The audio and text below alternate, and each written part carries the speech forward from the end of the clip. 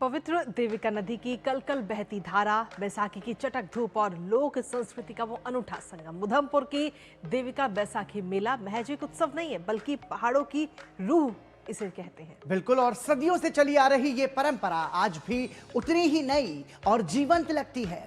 आपको लिए चलते हैं देविका के उस तट पर, जहां आस्था और उत्सव का एक संगम देखने को मिल रहा है।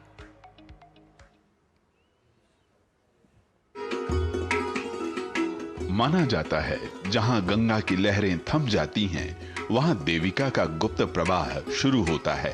उधमपुर की इस पुण्यदायिनी नदी के किनारे बैसाखी का मेला एक ऐसी ही विरासत है जिसे वक्त भी धुंधला नहीं कर सका।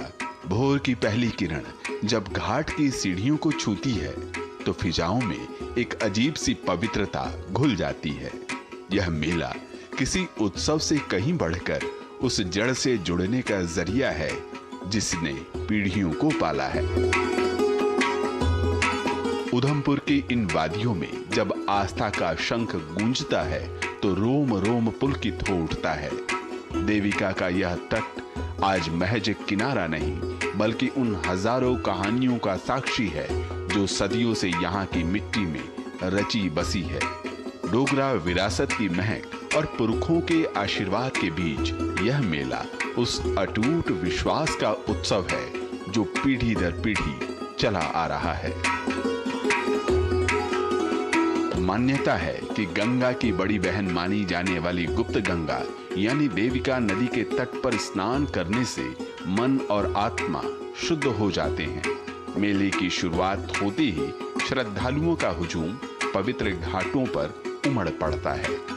कोई मंत्रोच्चार में लीन होता है तो कोई परिवार की सुख समृद्धि के लिए धार्मिक अनुष्ठान का आयोजन करता है।